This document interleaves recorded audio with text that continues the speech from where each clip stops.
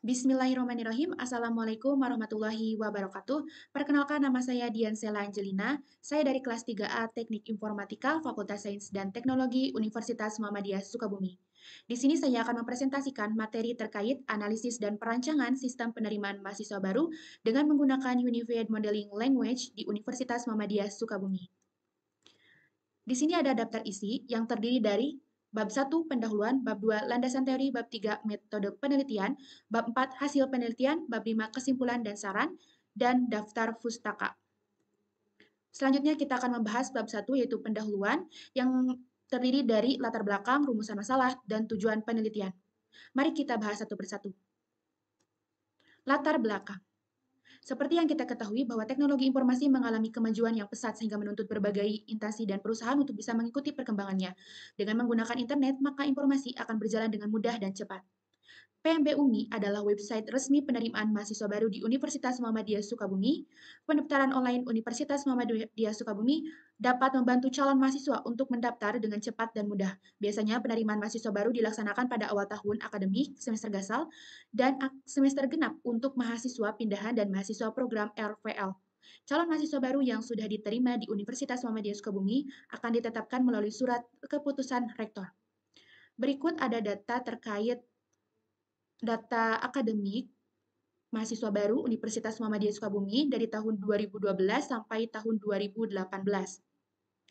Pada tahun 2012 atau 2013, mahasiswa lama yang aktif ada 2.494 dengan mahasiswa barunya itu adalah 1.060 dan lulusannya ada 521 dan yang terdaftar ada 2.686.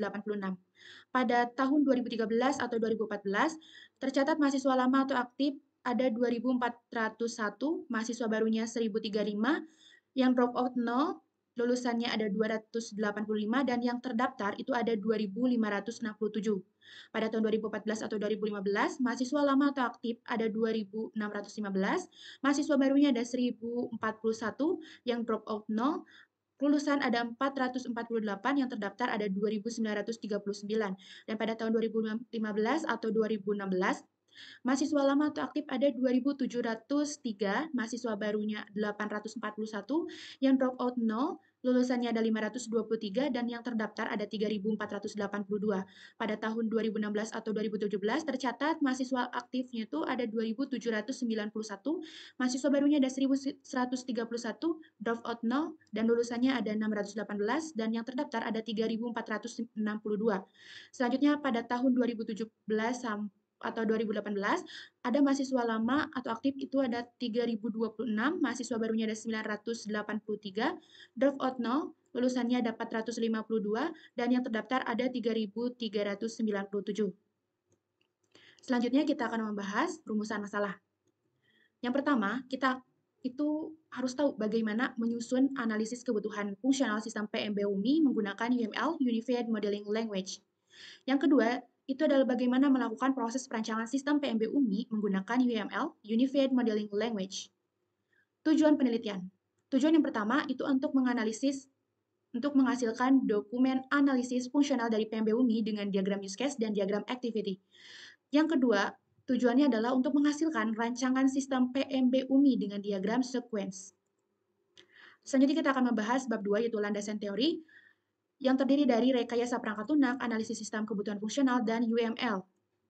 RPL atau rekayasa perangkat lunak merupakan salah satu bidang profesi yang mempelajari terkait pengembangan perangkat lunak termasuk proses pembuatannya, pemeliharaan, pengembangan, dan pembangunan kembali dengan prinsip yang diterapkan adalah prinsip rekayasa. Gunanya agar perangkat lunak dapat bekerja secara efisien dan efektif terhadap user. Kebutuhan fungsional. Kebutuhan fungsional itu berisi tentang proses-proses apa yang akan dilakukan sistem dan berisi informasi-informasi yang harus ada di dalam sistem. Tujuannya adalah untuk menganalisis kebutuhan fungsional dan mengetahui apa saja yang dibutuhkan oleh aplikasi yang dibangun. Kebutuhan fungsional merupakan jenis kebutuhan yang isinya tentang definisi pelayanan yang harus disediakan dalam sistem, bagaimana reaksi dan tanggapan sistem pada input dan apa yang akan sistem lakukan dalam situasi khusus. Selanjutnya ada Unified Modeling Language, UML. UML itu bukan bahasa pemrograman, melainkan pemodelan yang berhubungan langsung dengan berbagai bahasa pemrograman. Sehingga UML ini memungkinkan melakukan pemetaan langsung dari pemodelan yang telah dibuat dengan UML dengan bahasa pemrograman berorientasi objek. Salah satunya itu menggunakan Java. Di sini dalam penelitian ini saya menggunakan 3 diagram UML, yaitu ada use case diagram, activity diagram, dan sequence diagram. Use case diagram itu menggambarkan hubungan antara pengguna dengan sistem secara keseluruhan atau hubungan antara user dengan aktor. Aktor yang berinteraksi langsung dengan sistem itu simbolnya stitch match atau orang, dan use case itu simbolnya seperti alif. Selanjutnya ada activity diagram. Adalah alir atau alur aktivitas sistem yang sedang dirancang dari dimulainya aktivitas sampai berakhirnya suatu aktivitas. Aktivitas diagram sifatnya itu dinamis, yaitu dapat bergerak dalam lingkup tertentu. Selanjutnya ada sequence diagram, menggambarkan interaksi antara objek yang digambarkan terhadap waktu yang terdiri dari dimensi vertikal atau waktu dan dimensi horizontal atau objek yang terkait. Selanjutnya kita akan membahas bab 3, yaitu tentang metode penelitian yang terdiri dari teknik pengumpulan data, hasil pengumpulan data, analisis kebutuhan, dan perancangan. Teknik pengumpulan data terdiri dari 5, yaitu ada studi literatur. Studi literatur ini berkaitan dengan masalah yang didapat dari penelitian objek dengan mempelajari prosedur yang terkait seperti proses penerimaan mahasiswa baru, mempelajari isi dari buku panduan akademik Universitas Muhammadiyah, meninjau kelemahan dan kekurangan dari sistem yang berjalan, dan mempelajari sistem penerimaan mahasiswa baru dari universitas lain sebagai bahan perbandingan. Selanjutnya, observasi.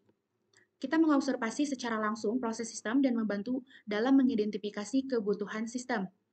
Yang kedua, itu adalah selanjutnya, analisis prosedur. Kita menganalisis prosedur dari sistem yang sedang berjalan, yaitu dengan menggunakan pengaplikasian flowchart. Selanjutnya, analisis dokumen. Kita menganalisis dokumen-dokumen terkait sistem yang sudah ada, yaitu sistem PMB, seperti formulir pendaftaran, panduan pendaftaran, dan kebijakan universitas terkait penerimaan mahasiswa baru. Selanjutnya, yang kelima adalah analisis aliran data. Kita menganalisis perancangan sistem dengan menggunakan UML, Unified Modeling Language, yang meliputi use case diagram, activity diagram, dan sequence diagram. Hasil pengumpulan data. Pada sistem PMB UMI, analisis fungsional didapat dengan melakukan studi literatur, observasi, dan analisis dokumen. Data yang dikumpulkan dari sistem yang sudah ada ini dianalisis setiap kebutuhan dan kekurangannya. Hal ini sebagai bahan untuk melakukan proses selanjutnya, yaitu proses perancangan desain sistem. Selanjutnya, dalam proses perancangan sistem, teknik atau metode yang dibutuhkan adalah menggunakan Unified Modeling Language, UML, di mana perancangan yang dibuat adalah dengan menggunakan pemodelan diagram, seperti diagram use case, diagram activity, dan diagram sequence. Analisis kebutuhan. Yang pertama, kita akan menganalisis sistem yang sedang berjalan pada sistem penerimaan mahasiswa baru Universitas Muhammadiyah Sukabumi. Yang kedua, kita akan menggambarkan alur sistem PMB UMI yang berjalan dengan diagram use case, diagram activity, dan diagram sequence. Yang ketiga, kita akan menganalisis permasalahan yang muncul dari sistem yang berjalan pada PMB UMI. Yang keempat, kita akan mengusulkan solusi beserta alur terbaru untuk menyelesaikan masalah yang ada pada sistem PMB UMI.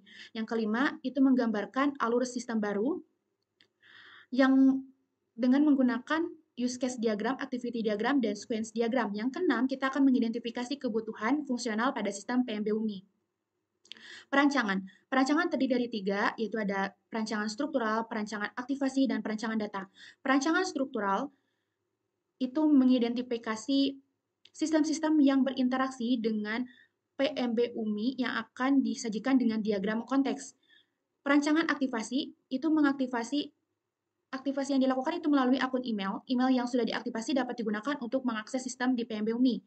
Selanjutnya, perancangan data itu adalah untuk merancang data-data yang diperlukan sebagai hasil dari pemecahan permasalahan. Perancangan ini digunakan untuk diagram yang ada pada UML, seperti use case, activity, dan sequence. Selanjutnya kita akan membahas bab 4, yaitu hasil penelitian. Yang kita akan bahas adalah analisis sistem dan proses perancangan sistem PMB UMI. Analisis sistem berjalan PMB UMI. Analisis sistem berjalan pada proses penerimaan mahasiswa baru di Universitas Muhammadiyah Sukabumi dapat dilakukan secara online dan mengunjungi website resmi PMB UMI, yaitu http://pmbumi.ac.id. Pertama, calon mahasiswa baru ini memilih jenis pendaftaran yang sesuai kemudian mengisi formulir pendaftaran dengan login melalui akun email terlebih dahulu. Kemudian calon mahasiswa baru dapat mengisi formulir pendaftaran terkait data diri mahasiswa dan berkas pendaftaran seperti lampiran KTP, ijazah, akta kelahiran, dan lainnya. Formulir dan berkas yang telah diisi kemudian dikirimkan dan akan diterima oleh administrasi yang ada di UMI untuk dicek dan kemudian menunggu dinyatakan lulus tidaknya. Calon mahasiswa baru yang telah lulus segera membayar biaya pendaftaran sebesar Rp200.000 untuk mendapatkan PIN dan nomor peserta yang akan digunakan untuk menjalankan tes CBT. Calon mahasiswa yang tidak dinyatakan tes dapat langsung melengkapi biodata dan melunasi pembayaran biaya kuliah sebesar 60% dari total biaya kuliah, lalu melakukan registrasi ulang dan akan mendapatkan NIM juga password dan aktivasi akun email. Selanjutnya adalah analisis permasalahan yang muncul. Yang pertama, terjadi penunjukan ulang saat menekan tombol daftar atau masuk. Yang kedua, formulir pendaftaran memiliki format yang sama. Yang ketiga, warna tombol merah dan biru itu pada jenis pendaftaran tidak jelas maksudnya. Nah, kita akan usul solusi untuk menyelesaikan masalah dari ketiga permasalahan ini. Yang pertama, tombol daftar dan masuk itu seharusnya dipisahkan. Yang kedua, seharusnya format formulir dari setiap jenis pendaftaran itu dibedakan. Dan yang ketiga, sertakan penjelasan tentang penggunaan tombol tersebut. Yang keempat, analisis permasalahannya adalah kadang sistem web tidak merespon dan terjadi buffering. Maka solusinya adalah selalu melakukan pembaruan supaya sistem dapat merespon lebih cepat. Permasalahan yang kelima adalah tampilan beranda ketika diminimize itu terlihat berantakan. Maka solusinya beranda seharusnya berubah sesuai dengan ukuran layar yang dimuat. Yang keenam, permasalahannya fitur petunjuk pendaftaran tidak menampilkan informasi yang sesuai. Maka solusinya itu seharusnya isi dalam fitur ini harus sesuai dengan informasinya. Yang ketujuh, informasi terkait jalur summer program dan student exchange kurang lengkap informasinya. Maka solusinya itu harus adanya perjelasan informasi terkait jalur pendaftaran summer program dan student exchange. Permasalahan ke-8 adalah jalur pendaftaran lintas jalur tidak terdapat syarat yang dapat menjelaskan ketentuannya. Maka solusinya adalah harus ditambahkan informasi terkait syarat untuk dapat melakukan pendaftaran lintas jalur. Permasalahan ke-9, terdapat kesalahan ketik sehingga teks keluar dari kotak surat. Untuk solusinya itu perbaiki kesalahan teks dan sesuaikan ukuran teks agar ketika diminimize tidak keluar dari kotak surat. Permasalahan ke-10, ada fitur yang terlihat kosong dan tidak ada gambar. Maka solusinya itu harus disertakan gambar yang bisa mendukung tampilan agar terlihat menarik. Permasalahan yang ke-11, kesalahan ketik pada bagian informasi. Seharusnya itu diperbaiki, kesalahan ketiknya menjadi informasi lainnya. Selanjutnya ada kebutuhan fungsional. Sistem dapat memperlihatkan fitur-fitur yang ada di PMB UMI, yaitu calon mahasiswa baru dapat melihat jadwal pendaftaran di bagian beranda. Yang kedua, mahasiswa baru dapat masuk ke PMB UMI melalui akun email yang sudah terdaftar di Siak UMI, atau calon mahasiswa baru dapat mendaftar dan memilih jenis pendaftaran yang sesuai. Yang ketiga, mahasiswa dapat melihat petunjuk pendaftaran seperti petunjuk pendaftaran untuk daftar sebagai mahasiswa baru, mahasiswa transfer atau pindahan, RPL, ahli jenjang, dan fast track. Yang keempat, calon mahasiswa baru yang melakukan pendaftaran melalui jalur seleksi One Day Service ODS, seleksi PMD, undangan, UTBK, kelas karyawan, dan beasiswa Hafiz Qori, beasiswa KIPK, beasiswa adik, beasiswa prestasi, beasiswa pegawai, dan putra atau pegawai UMI, dan beasiswa kader Muhammadiyah, maka calon mahasiswa baru dapat memilih jenis pendaftaran reguler. Lalu ada mahasiswa yang ingin pindah ke kampus UMI itu bisa menggunakan jenis pendaftaran transfer atau pindahan.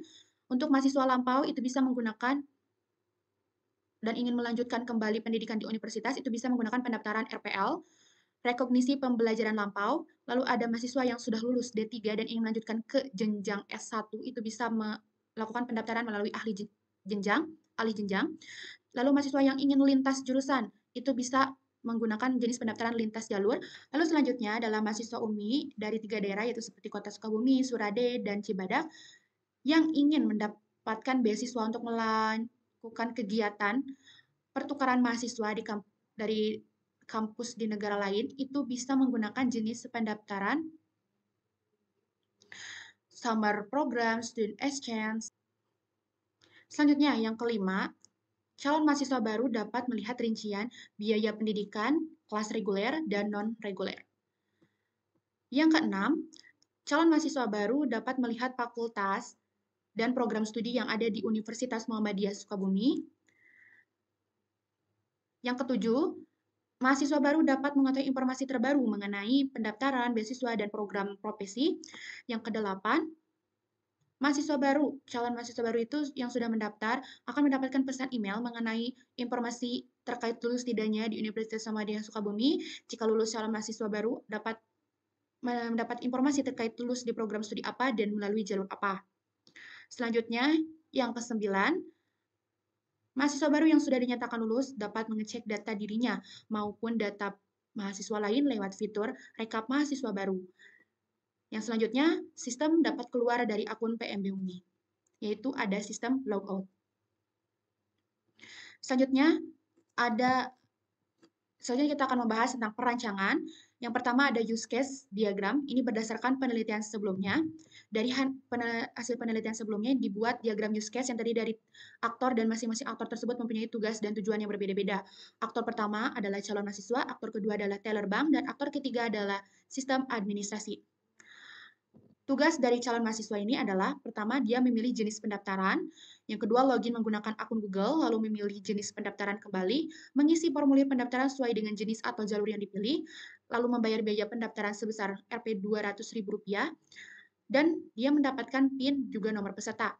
Selanjutnya, dia itu mengikuti tes CBT apabila dinyatakan tes, dan melengkapi biodata juga berkas-berkas pendaftaran apabila dinyatakan tidak tes. Berkas yang dibutuhkan itu berupa fotokopi ijazah, legalisir atau surat keterangan lulus, surat keterangan aktif, rapor semester 5 sampai rapor semester 6 yang sudah dilegalisir, surat keterangan bekerja non reguler, lalu membayar biaya kuliah sekitar 60% dari biaya kuliah, melakukan registrasi ulang melalui WhatsApp kepada staf PMB dan mendapatkan NIM dan password juga aktivasi akun email. Tugas dari sistem administrasi untuk mengupload formulir pendaftaran, menerima formulir pendaftaran yang sudah diisi calon mahasiswa baru, membuat PIN dan nomor peserta untuk calon mahasiswa baru, memberikan PIN dan nomor peserta kepada calon mahasiswa baru sebagai nomor urut peserta, berikan tes CBT bagi calon mahasiswa baru yang dinyatakan tes, mengecek hasil tes, dan menyimpan lampiran hasil tes untuk diurutkan dari yang lulus maupun tidak lulus. Lalu memvalidasi biodata mahasiswa, membuat NIM, password, dan aktivasi akun email. Ya, selanjutnya adalah memberikan NIM itu kepada calon mahasiswa. Lalu tugas dari teller bank itu untuk mengonfirmasi pembayaran biaya pendaftaran dan memberikan bukti pembayaran ke calon mahasiswa baru. Memvalidasi pembayaran calon mahasiswa baru, menyimpan data pembayaran calon mahasiswa baru dan diserahkan ke bagian keuangan UMI. Semua bukti ini itu disimpan oleh pihak keuangan UMI maupun teller bank. Selanjutnya ada activity diagram pada penelitian sebelumnya. Pada diagram activity tersebut, jelaskan bahwa calon mahasiswa baru melakukan proses pendaftaran sampai mendapatkan nomor induk mahasiswa dan password, sedangkan sistem administrasi itu mengelola administrasi pendaftaran, memberikan NIM dan password. Selanjutnya teller bank adalah sebagai perantara antara calon mahasiswa dengan pihak kampus UMI.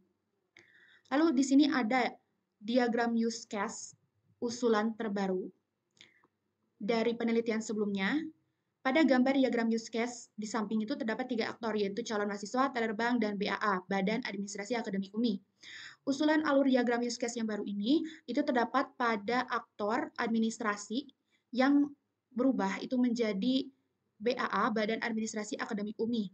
Kemudian ada beberapa alur pada proses login yang berubah, aktor seperti calon mahasiswa, teller bank, dan BAA itu memiliki tugasnya masing-masing. Tugasnya dari calon mahasiswa ini tidak jauh berbeda dengan penelitian sebelumnya, namun pada bagian mahasiswa baru ini memilih jenis pendaftaran, lalu melakukan login, dan dapat langsung mengisi formulir pendaftaran. Tidak seperti pada penelitian sebelumnya, bahwa setelah calon mahasiswa baru itu memilih jenis pendaftaran, lalu login, dia akan kembali ke menu jenis pendaftaran lagi. Nah, maka di usulan baru ini tidak diperlukan hal seperti itu. Setelah login, mahasiswa baru dapat mengisi formulir pendaftaran, lalu membayar biaya pendaftaran, setelah itu mendapatkan PIN dan nomor peserta. Nah, apabila calon mahasiswa baru ini dinyatakan tes, dia akan mengikuti tes, sedangkan yang tidak dinyatakan tes itu akan melengkapi biodata diri dan juga biodata orang tua. Selanjutnya, calon mahasiswa baru itu membayar biaya kuliah. Jika pembayaran biaya kuliah telah memenuhi syarat minimal pembayaran, maka dapat melanjutkan untuk meregistrasi ulang dengan memberitahukan ke hotline UMI. Setelah itu, maka mahasiswa baru akan dinyatakan resmi sebagai anggota atau mahasiswa dari Universitas Muhammadiyah Sukabumi. Lalu, tugas dari teller bank itu mengonfirmasi pembayaran pendaftaran dan memberikan bukti pembayaran telah berhasil. Mengkonfirmasi pembayaran biaya kuliah sebesar 60% dari total keseluruhan, lalu menyimpan bukti pembayaran untuk diinfokan kepada hotline keuangan UMI, dan setiap transaksi dari calon mahasiswa akan divalidasi dan disimpan oleh teller bank. Selanjutnya, tugas BAA, Badan Administrasi Akademik, itu untuk mengupload formulir pendaftaran untuk calon mahasiswa baru, menerima formulir pendaftaran yang telah selesai diisi, dan memberikan PIN, juga nomor peserta bagi mahasiswa yang sudah membayar biaya pendaftaran. Selanjutnya, BAA ini akan mengupdate berkas pendaftaran setelah calon mahasiswa mengunggah berkas, menentukan tes atau non-tes, memvalidasi biodata diri dan biodata orang tua calon mahasiswa yang telah terkirim, mengelola keuangan atau pembayaran calon mahasiswa dari teller bank, dan memberi NIM juga password untuk calon mahasiswa baru. Selanjutnya ada activity diagram dari usulan baru dari penelitian sebelumnya. Calon mahasiswa melakukan proses pendaftaran itu dimulai dari memilih jenis pendaftaran, login, membayar biaya pendaftaran, mengikuti tes CBT, melengkapi berkas dan biodata, membayar biaya kuliah, dan melakukan registrasi ulang. Teller bank bertugas untuk memverifikasi dan memberikan bukti pembayaran kepada calon mahasiswa dan menjadi perantara antara calon mahasiswa dengan pihak kampus UMI. BAA, Badan Administrasi Akademik, membantu mahasiswa dalam proses pendaftarannya mulai dari pengisian formulir, pengelolaan keuangan, pengelolaan tes, dan mengelola data calon mahasiswa, juga memberikan NIM dan password kepada calon mahasiswa. Selanjutnya ada sequence diagram. Sequence diagram ini, proses diawali dengan calon mahasiswa memilih jenis pendaftaran dan mendaftar. Lalu yang kedua, calon mahasiswa akan masuk ke halaman login. Bagi calon mahasiswa baru menggunakan akun Google yang belum pernah terdaftar di UMI. Yang ketiga, hasil daftar itu disimpan, calon mahasiswa dapat mengisi formulir pendaftaran. Yang keempat, calon mahasiswa membayar biaya pendaftaran. Yang kelima, akan terjadi update dan data pendaftaran calon mahasiswa. Yang keenam, calon mahasiswa mendapat PIN dan nomor peserta sebagai bukti bahwa calon mahasiswa sudah terdaftar sebagai calon mahasiswa baru UMI. Yang ketujuh, calon mahasiswa baru memilih tes atau CBT karena dinyatakan harus mengikuti tes. Yang kedelapan, calon mahasiswa baru yang dinyatakan non-tes dan calon mahasiswa yang telah lulus tes dapat melengkapi biodata diri dan biodata orang tua. Yang kesembilan, calon mahasiswa baru membayar biaya kuliah sesuai dengan biaya dari program studinya masing-masing. Yang ke-10, calon mahasiswa melakukan registrasi ulang melalui pesan otomatis kepada hotline UMI. Yang ke-11, calon mahasiswa baru mendapat nomor induk mahasiswa atau NIM, password, dan aktivasi akun email yang dapat digunakan untuk mengakses sistem resmi Universitas Muhammadiyah Sukabumi, salah satunya adalah PMB UMI. Selanjutnya di sini ada kesimpulan dan saran. Penerimaan mahasiswa baru di Universitas Muhammadiyah Sukabumi dilaksanakan secara offline dan online. Sudah memiliki website resmi yang dapat digunakan untuk melaksanakan penerimaan mahasiswa baru. PMB UMI dapat membantu calon mahasiswa untuk mendaftar dengan cepat dan mudah. Biasanya penerimaan mahasiswa baru ini dilaksanakan pada awal tahun akademik, semester gasal, dan semester genap untuk mahasiswa pindahan dan mahasiswa program RPL. Calon mahasiswa baru yang telah diterima di Universitas Muhammadiyah Sukabumi akan ditetapkan melalui keputusan rektor, dan pelaksanaan penerimaan mahasiswa baru di Universitas Muhammadiyah Sukabumi ini sudah berjalan dengan baik. Hanya saja ada beberapa fitur dan bagian yang harus diperbaiki pada sistem PMB UMI yang membuat PMB ini kurang menarik. Sebaiknya fitur-fitur yang ada di PMB UMI diperbaiki lagi dari segi tampilan maupun isi fitur tersebut. Tidak perlu banyak looping atau perulangan ketika membuka fitur. Cukup sampaikan informasi yang sesuai dengan jenis fitur yang ditampilkan, dan sebaiknya fitur tersebut ditampilkan atribut atau ditambahkan atribut gambar yang dapat membuat fitur tersebut terlihat lebih menarik. Jenis pengisian formulir juga sebaiknya dibedakan sesuai dengan jenis pendaftaran yang dipilih. Berikut adalah daftar pustaka. Mungkin cukup sekian presentasi yang bisa saya sampaikan. Mohon maaf bila ada salah kata atau salah ketik. Terima kasih. Wassalamualaikum warahmatullahi wabarakatuh.